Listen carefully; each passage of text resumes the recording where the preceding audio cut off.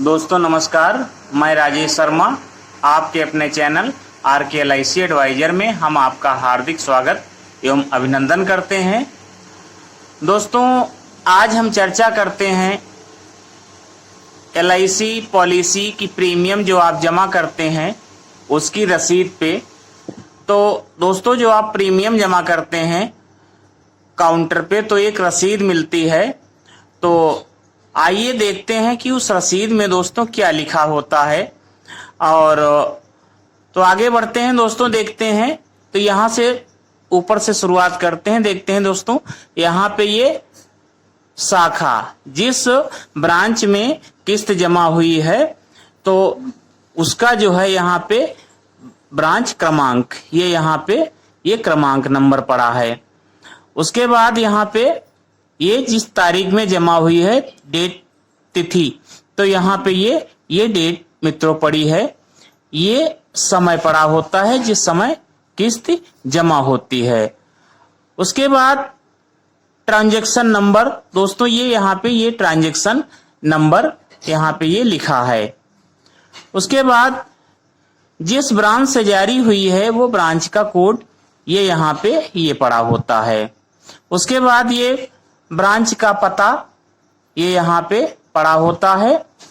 और आगे दोस्तों ये रिन्यूएबल प्रीमियम रिसिप्ट, ये रिन्यूएबल प्रीमियम की रिसिप्ट है। अगर रिवाइवल होता है तो यहाँ पे रिवाइवल ये लिखा होता है। आगे मित्रों जितना पैसा जमा होता है ये यहाँ पे ये टोटल ये यहाँ पे ये रकम लिखी है।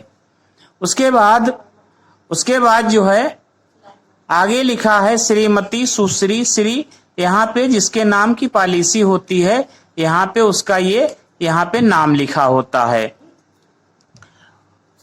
यहाँ पे उसका नाम लिखा होता है।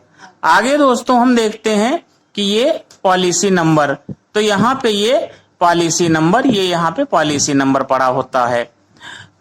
यहाँ पे DOC date of commitment, date of commitment जिस डेट में पॉलिसी होती है तो उसका ये यहाँ पे तारीख, महीना और सन ये पड़ा होता है।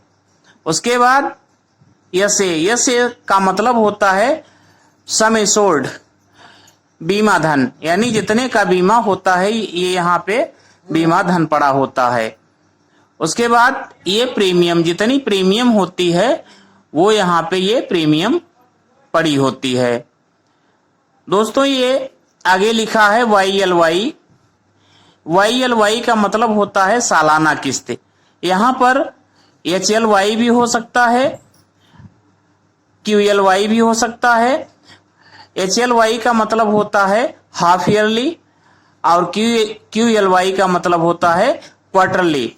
तो इस तरीके से जैसी भी प्रीमियम है, जैसा भी मोड है प्रीमियम का वो यहाँ पे लिखा होता है। उसके बाद एजेंट कोड, यहाँ पे जिस एजेंट के माध्यम से पॉलिसी हुई है वहां उसका जो है यहाँ पे कोड पड़ा होता है।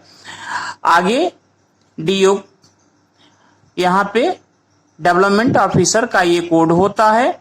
उसके बाद जो है ड्यू फ्रॉम ड्यू टू, यानी कब से कब तक की ये प्रीमियम जमा हुई है वो यहाँ पे लिखा होता है। और ये कितनी स्टॉलें जमा हुई है, अगर एक तो यहाँ पे एक लिखा होगा, अगर दो तो दो, अगर तीन तो तीन। यहाँ पे जितनी भी इंस्टॉलमेंट जमा होती हैं वो टोटल यहाँ पे लिखी होती हैं।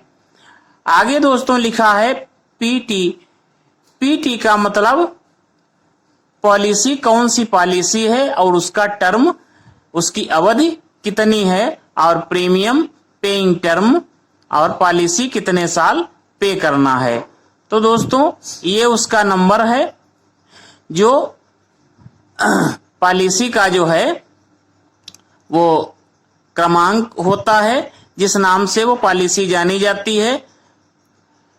जैसे कि जीवन आनंद का 149 नंबर, और इसी तरीके से जनरक्षा पॉलिसी का 91 नंबर। हर पॉलिसी का अलग अलग होता है तो इसी तरीके से वो यहाँ पे अंकित होता है। कितने साल की पॉलिसी है वो यहाँ पे अंकित होता है और यहाँ पे कितने साल प्रीमियम देना वो यहाँ पे अंकित होता है। आगे लिखा है प्रीमियम अमाउंट, यहाँ पे ये जो मूल प्रीमियम होती है पॉलिसी की वो यहाँ पे ये अंकित है। उसके बाद दोस्तों लेट फीस, अगर प्रीमियम अगर लेट जमा होती है तो यहाँ पे लेट फीस अंकित होती है। आगे इसमें CGST, फिर आगे SGST, ये दोनों GST इसमें लिखी हैं दोस्तों। जो भी GST होती है वो यहाँ पे पड़ी होती है।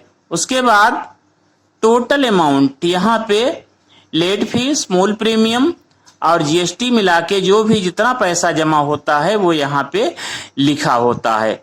उसके बाद ये जो है ये शब्दों में लिखा होता है।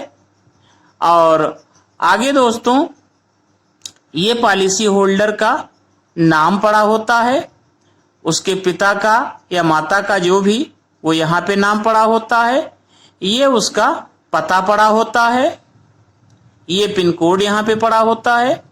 यहाँ पे दोस्तों नेक्स्ट ड्यू, प्रीमियम आगे किस महीने में ड्यू है, यानी किस महीने में हमको किस्ती अगली जमा करना है वो यहाँ पे अंकित होती है। इसके अलावा दोस्तों यहाँ पे लिखा है premium can be paid in corporation, axis bank and Indus bank also. तो प्रीमियम हम इन बैंकों के माध्यम से भी जमा कर सकते हैं।